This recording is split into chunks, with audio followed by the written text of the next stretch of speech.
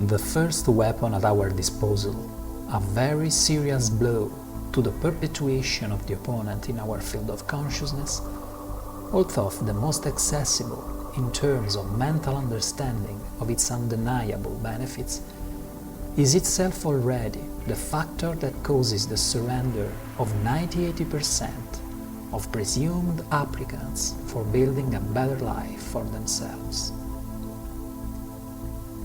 Of course, it's the opponent who surrenders itself and our consciousness that's identified in the yield, because the opponent knows how this weapon is harmful to it. But in fact, what happens is that humans avoid right from the beginning to wield this weapon, and in some cases they even come to rebel against it. And if human beings do not wield this weapon, they won't have access not even to the next, because the other weapons require a certain level of mastery of this inner state to liberate, in the course of time, their benefits exponentially. What are we talking about? The inner state of mind of discipline.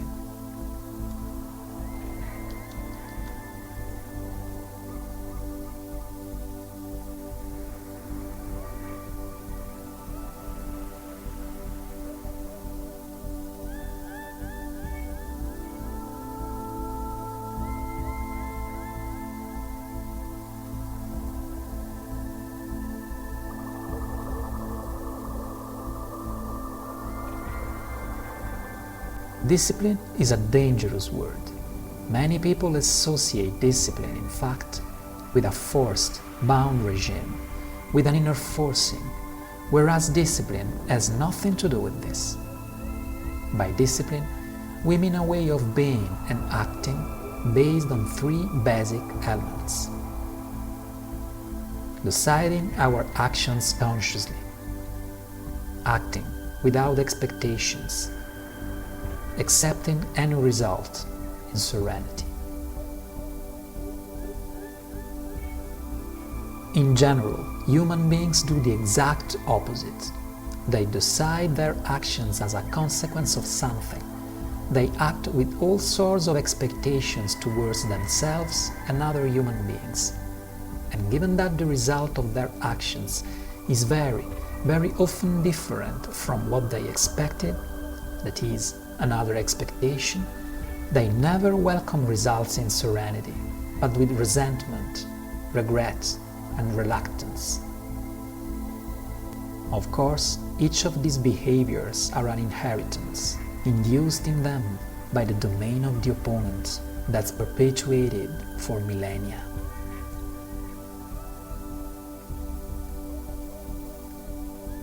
Discipline, understood as the union of these three basic elements, generates instead an energetic wave of positive emotions and enthusiasm, energy currents that are completely antithetic to those of which the opponent feeds. Moreover, the three elements are already in themselves individually antithetic to the general rules by which we live our lives, and this set of factors can determine, if discipline is maintained over time, the rooting of an inner state that prevents the opponent to easily access our energy.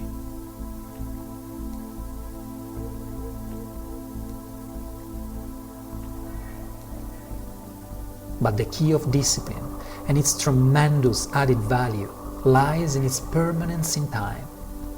A discipline is nothing but an illusion, if not maintained for as long as it needs to take root and unfold.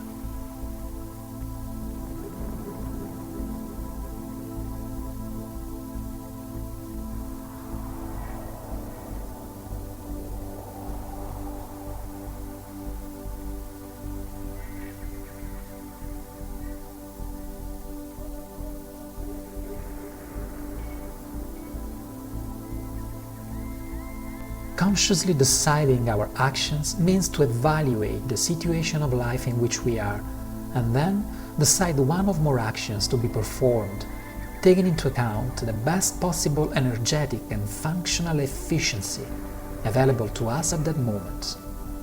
That is to say, choose a direction that points straight to improve our living conditions, to an increase of our well-being and our vitality, to an inner and personal growth.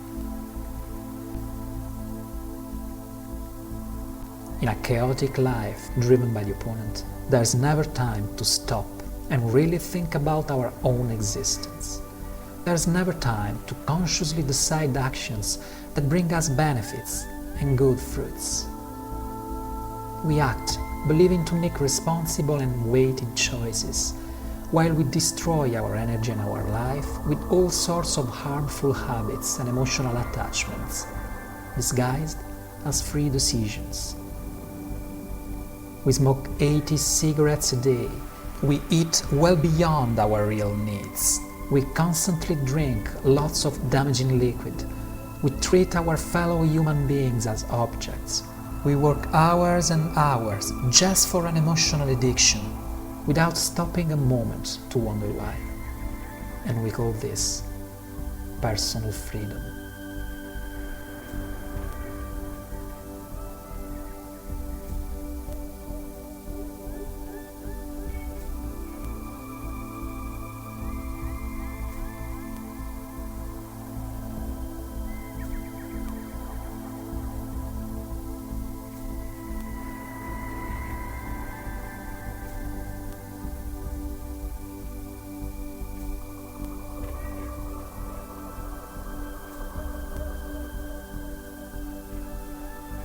Acting without expectations means preventing the opponent to generate disempowering spirals based on an illusory judgment of the conditions around our action.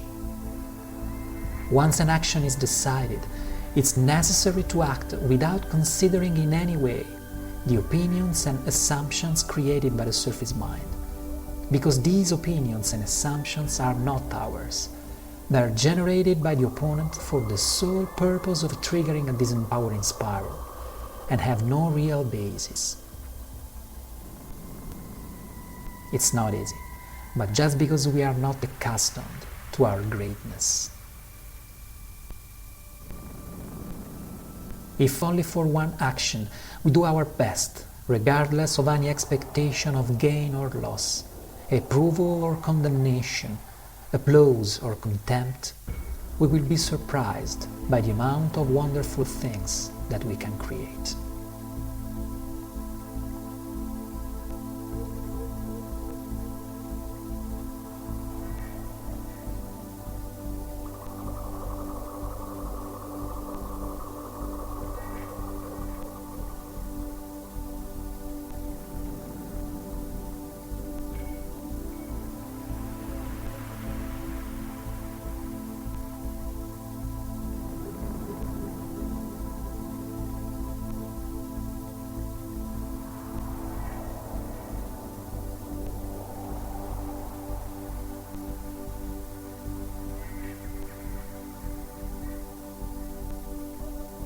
Accepting in serenity any result means to realize something that has always been and always will be. The result of our actions is outside the domain of the decisions of a human being. The freedom of human beings is to act, that is, into the creative expression of the infinite in them. The results are determined by higher forces.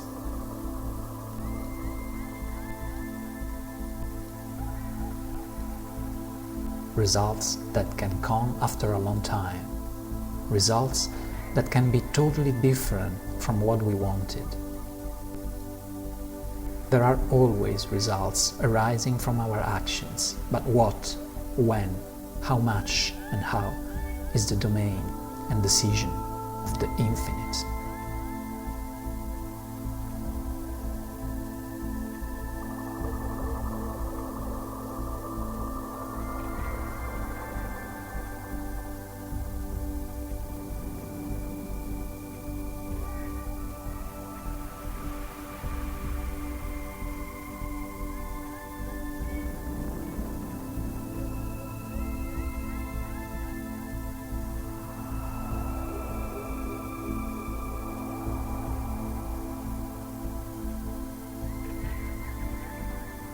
accepting in serenity this truth, and therefore manifesting serenity in our life, is intolerable to the opponent, because serenity is one of our natural emanations as human beings, with which the opponent can't absolutely fit.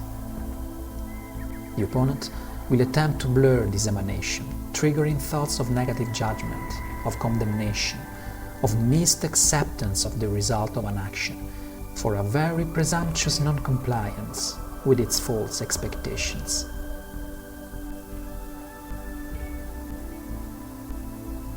But despite they are but thoughts, that is, subjective opinions and not necessarily true, and in addition, formulated and generated by a force in opposition to our field of consciousness, we might end up believing them, and this will trigger a new disempowering spiral, which will have the sole outcome to feed the forces of the opponent and to deprive us again of energy.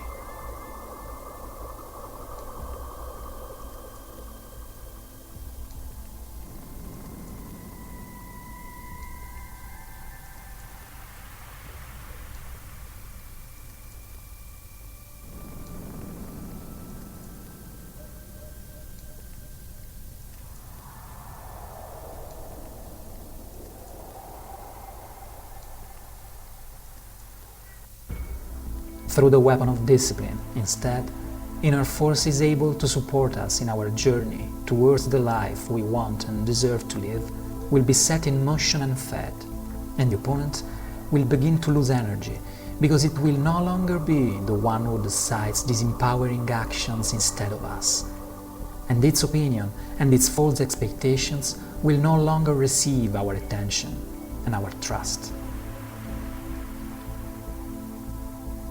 Our awakened consciousness will no longer believe its thoughts of negative judgment or non-objective evaluation that it will try to introduce into our surface mind. All this will free energy more and more rapidly from the trap in which the opponent has caged it to its advantage, allowing us to progress with more and more effectiveness and speed towards the majestic life we deserve to live.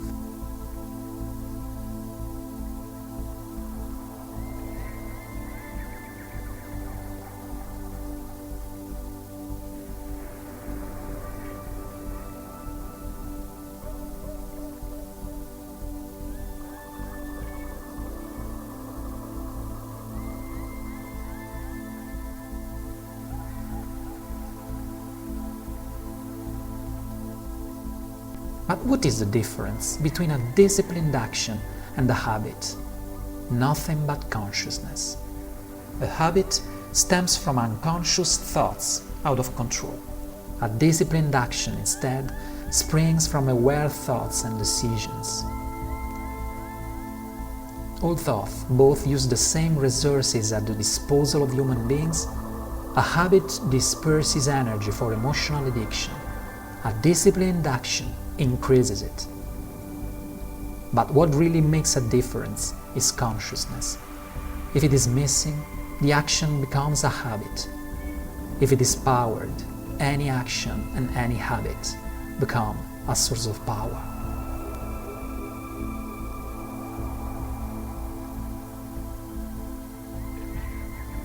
However, it's a good thing to be aware from the beginning of a very important element.